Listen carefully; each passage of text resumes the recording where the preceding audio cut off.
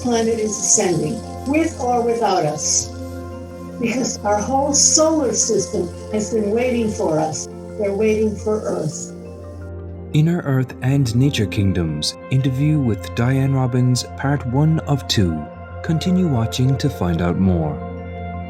Welcome to part 1 of the 2-part series, Inner Earth and Nature Kingdoms interview with Dianne Robbins.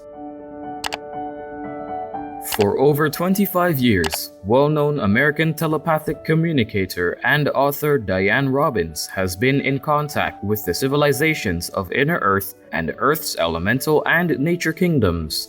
Her transmissions connect us to beings in advanced civilizations, whale and dolphin peoples, the trees, the crystals, and the elementals. Today, we are honored to have Dianne Robbins with us to speak about her books. Dianne tells us about the special place where she lives, Mount Shasta in California, USA.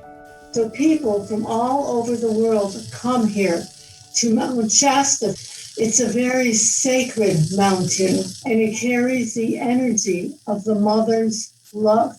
And the mountain herself is a living cathedral. She's a sanctuary. The mountain knows everyone who is coming up the mountain. She knows your name. She knows where you're from. She knows what's in your heart. And inside the mountain is a subterranean city. And the city is called Telos. Telos means communication with spirit. Telos is one of multiple advanced cities within Hollow Earth. Let me give you a little description of the Hollow Earth. If you're standing where we are right now on the top of the surface of the Earth, the crust of the Earth goes down 800 miles. And after 800 miles, there's a complete opening, and it's 6,000 miles in diameter. And in the center of that is an inner central sun. There's oceans and mountains still in their pristine state inside the hollow Earth. All planets are hollow with openings at the north and south poles. And our north and south pole has cloud covers. And the people inside have put an electromagnetic force field around the openings so airplanes cannot get in. Admiral Byrd was invited in and brought back that information to our governments. And Admiral Byrd had a meeting with the people inside the hollow Earth. They told him to tell our governments to stop setting off bombs and nuclear weapons. But the governments, of course, did not listen. Dianne Robbins now shares how she began communicating with Adama, the high priest and an ascended master of the city of Telos. He contacted me about 1985 or 86. One morning I felt this wonderful energy nearly lift me off my chair. And I heard the words, "I am Adama. We've been trying to contact you.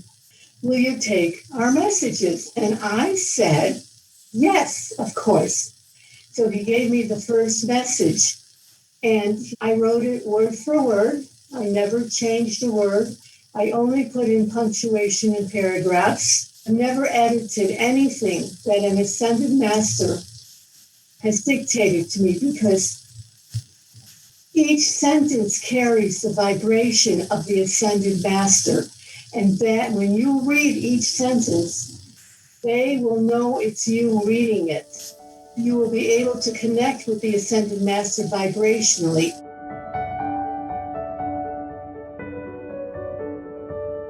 In the book Messages from the Hollow Earth, Dianne shares what one of the ascended masters explained to her about interconnectedness.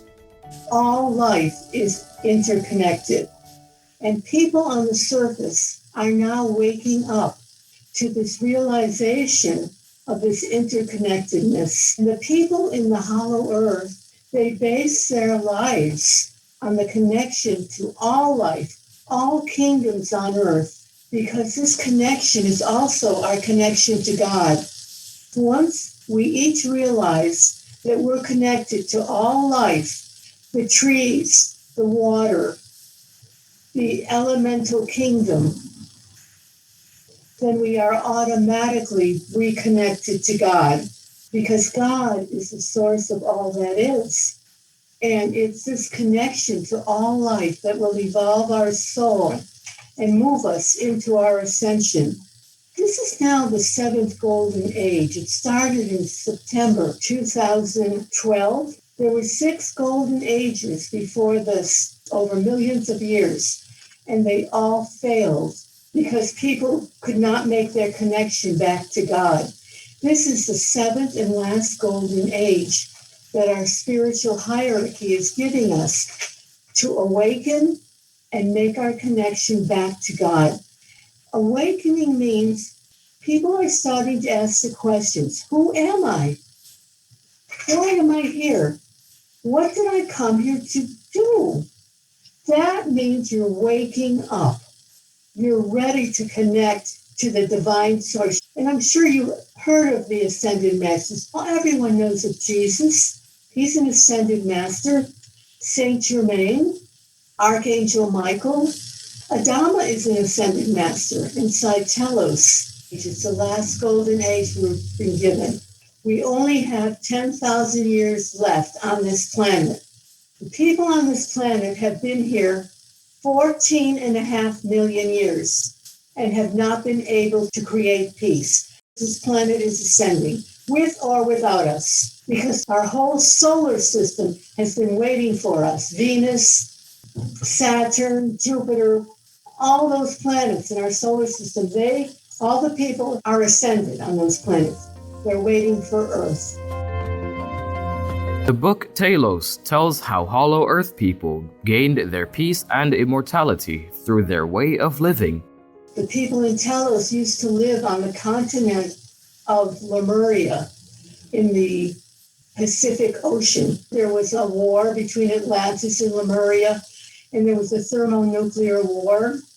The people in Atlantis misused crystals, and they coupled them with electromagnetic energy, and they blew up Atlantis and they blew up Lemuria. Both continents now sit at the bottom of the oceans, and they're both hermetically sealed. When there's peace on the planet, our spiritual hierarchy will bring them back up to the surface.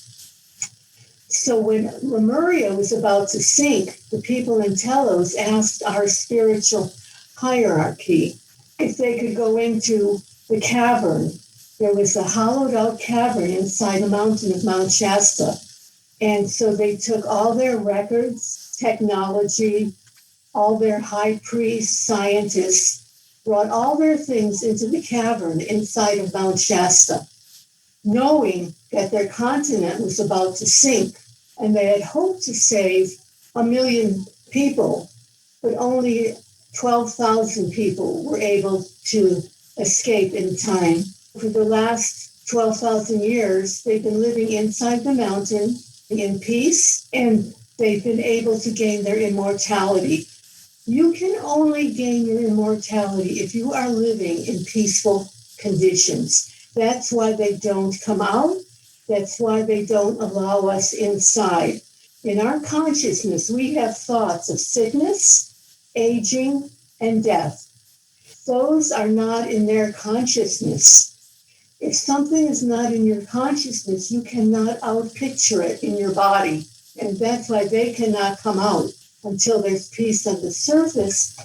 Another reason why our governments keep us in constant wars, so that we can't find out who we are. We have to have peace to find out who we are. That's the most important thing. There's Mikos. He's the head librarian of the Library of Porthalikos, located inside the very center of the Hollow Earth. And he describes it in my book, Messages from the Hollow Earth. It's a paradise. They never cut down trees, and they would never kill an animal. And their trees are hundreds of thousands of years old. And the Library of Porthalikos is a portal. It's the only library of its kind in our whole universe, and it's right here on Earth. And this tells us why beings from other star systems have tried to conquer the Earth and have come here and caused problems because of the Library of Porthologos.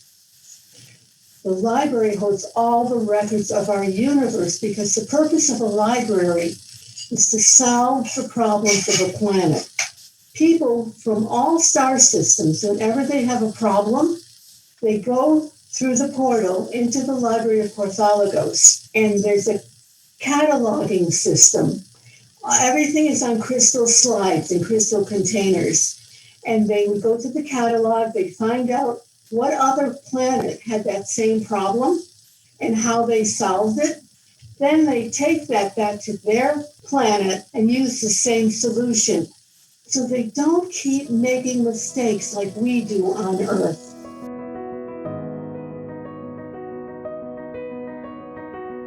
With sincere thanks to Dianne Robbins, we look forward to finding out more from the people of Hollow Earth in the next episode of this series. For more information on Dianne Robbins' insightful work, please visit diannerobbins.com. Vegan, becoming a saint. Cherished viewers, thank you for your wonderful company. Join us again on Saturday, June 4th for part 2 of Inner Earth and Nature Kingdoms interview with